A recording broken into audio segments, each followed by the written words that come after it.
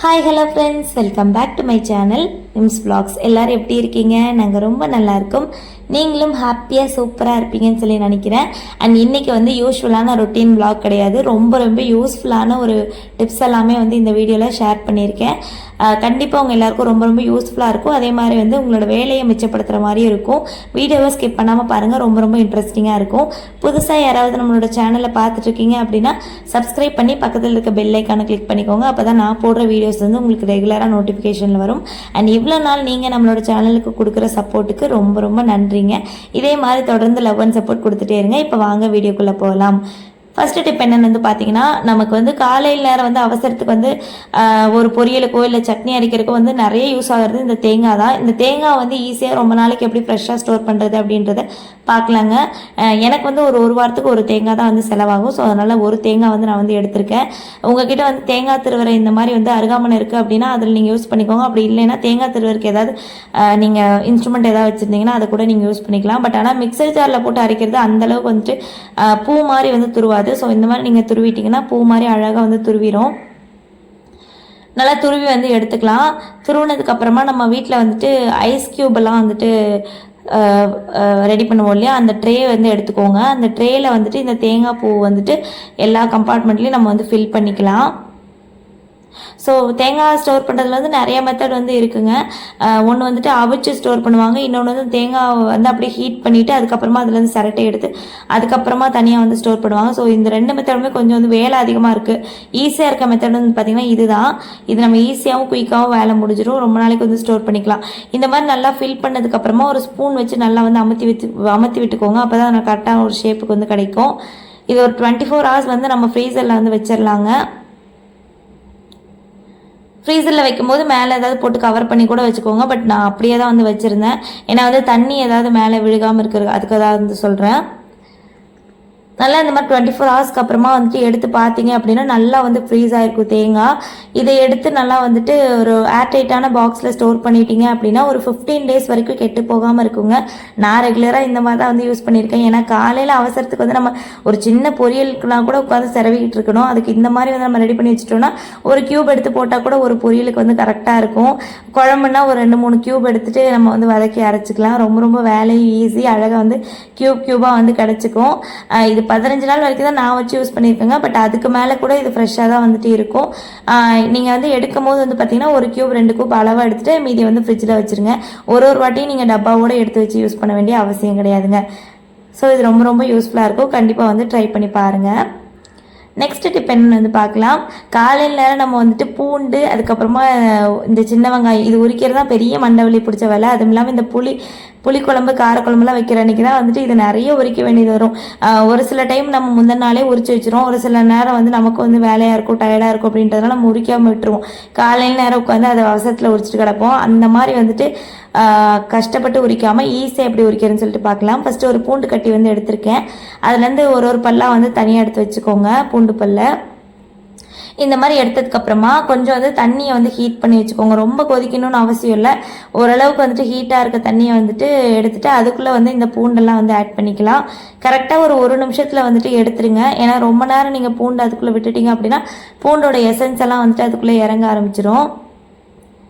கரெக்டாக 1 நிமிஷத்துக்கு அப்புறம் இந்த பூண்டை எடுத்து லேசாக உங்கள் நகத்தால் வந்து கீறி விட்டிங்கனாலே தோல் ஃபுல்லாகவே வந்து உறிஞ்சி வந்துடும்.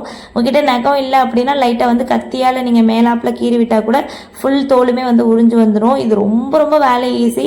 வித்தின் ஒரு செகண்ட்லேயே வந்துட்டு நான் நிறைய பூண்டு வந்து உரிச்சிட்டேங்க. பார்த்தீங்கனாலே உங்களுக்கு வந்துட்டு தெரியும். காலையில் நேரம் அவசரத்துக்கு இது வந்து சின்ன வெங்காயத்துக்கு வந்து இந்த டிப் வந்து பொருந்தும். நீங்கள் சின்ன வெங்காயத்தில் கூட வந்து ட்ரை பண்ணி பார்க்கலாம். ரொம்ப வேலை ஈஸி. அதே மாதிரி வந்து சின்ன வெங்காயம்லாம் உரிக்கும் போது கண்ணும் வந்து எரியாதுங்க. கண்டிப்பாக வந்து ட்ரை பண்ணி பாருங்கள். பார்த்துட்டு எப்படி இருக்குன்னு சொல்லி கமெண்ட்டில் சொல்லுங்கள். நெக்ஸ்ட் டிப் என்னென்னு வந்து பார்க்கலாம். நம்ம வீட்டில் ஸ்வீட்டு, சர்க்கரை இந்த மாதிரிலாம் எது வச்சாலுமே வந்துட்டு எறும்பு எங்கிட்ட இருந்து தான் தேடி வரும்னே வந்து தெரியாது. ஸோ அந்த மாதிரி டைமில் வந்துட்டு இந்த மாதிரி நீங்கள் சர்க்கரை இல்லை ஸ்வீட் ஐட்டம் வச்சுருந்தாலுமே பரவாயில்ல, எதுலனாலுமே ஒரு 2-3 கிராம்பை நீங்கள் போட்டு நல்லா ஏர்டைட்டான பாக்ஸில் வச்சுட்டீங்க அப்படின்னா எறும்பு கிட்ட கூட வராதுங்க. ஸோ கண்டிப்பாக வந்து ட்ரை பண்ணி பாருங்கள். அடுத்த டிப் என்னன்னு வந்து பார்க்கலாம். நம்ம வீட்டிலலாம் வந்துட்டு நிறைய வந்து நம்ம மளிகை சாமான் வாங்குவோம். அது பேக்கெட்டை பிரிச்சுட்டு அப்படியே வந்துட்டு சம்டைம்ஸ் ரப்பர் பேண்ட் போட்டு வைப்போம், இல்லைன்னா வந்து கிளிப்ஸ் என்ன அவைலபிளாக இருக்கோ அதை வச்சு வந்து க்ளோஸ் பண்ணி வச்சிருவோம். ஸோ அந்த மாதிரி பண்ணும்போது அது ப்ராப்பராக வந்து ஏர் டைட்டாக இருக்காது. கொஞ்ச நாள்லேயே வந்து அது கெட்டு போகிறதுக்கு சான்சஸ் இருக்குது. அப்படி இல்லைன்னா அதுக்குள்ளே வந்துட்டு வண்டு தூசி இந்த மாதிரிலாம் வந்துட்டு போகிறதுக்கு நிறைய சான்ஸ் இருக்குது. ஸோ அதுக்கு வந்து என்ன பண்ணலாம்னு வந்து பார்க்கலாம்.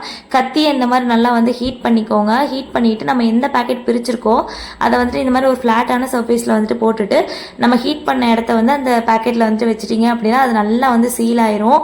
எனக்கு வந்துட்டு அடியில் வந்து ஒழுங்காக வந்துட்டு ஹீட் இல்லாதனால சீல் ஆகலை. ஸோ அகைன் நான் வந்து ரீஹீட் பண்ணி சீல் பண்ணிட்டேங்க. இந்த மாதிரி நீங்கள் சீல் பண்ணிட்டீங்க அப்படின்னா வந்துட்டு ரொம்ப நாளைக்கு அந்த பொருள் வந்து ஃப்ரெஷ்ஷாகவும் இருக்கும். அதே மாதிரி தூசி வண்டு பூச்சி இந்த மாதிரி எதுவுமே வந்துட்டு உள்ளே போகாது.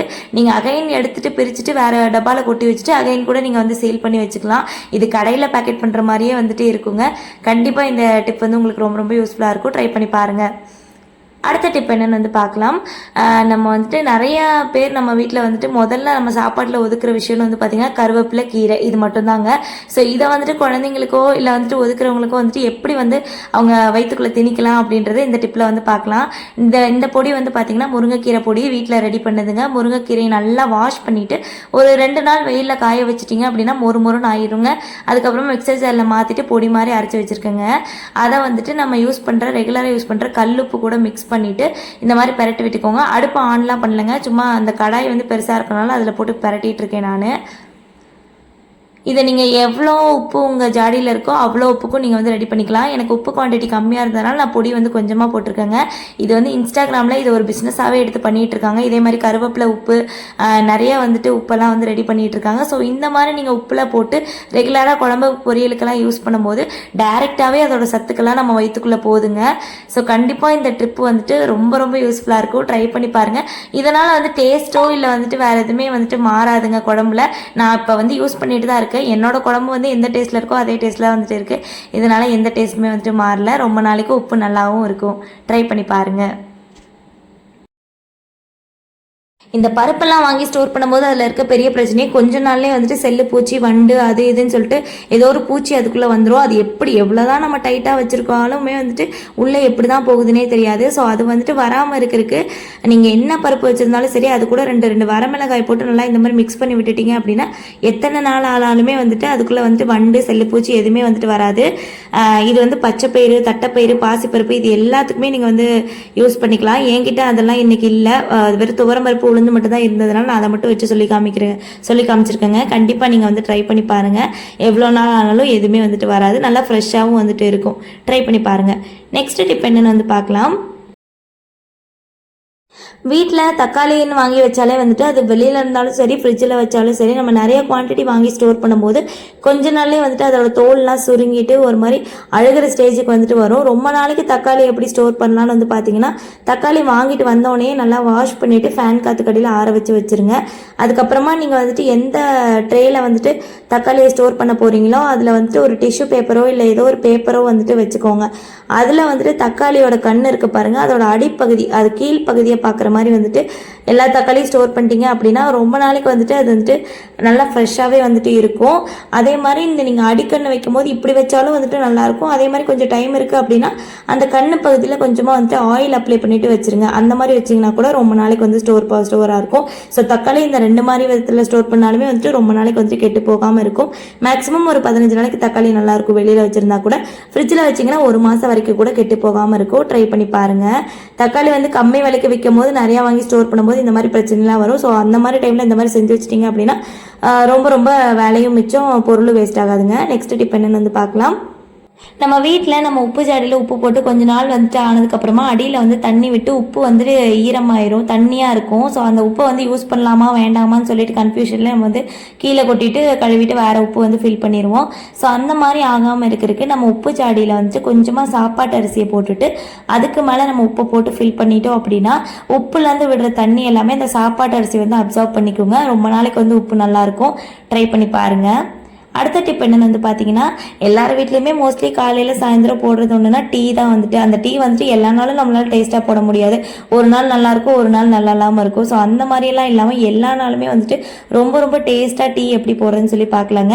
நீங்கள் எந்த டீ தூள் யூஸ் பண்ணாலுமே சரி, அதில் வந்துட்டு கொஞ்சமாக ஒரு coffee powder, instant coffee powder mix பண்ணி டீ போட்டு பாருங்கள். ரொம்ப ரொம்ப வித்தியாசமான டேஸ்ட்டில் ரொம்ப ரொம்ப நல்லாயிருக்கும்.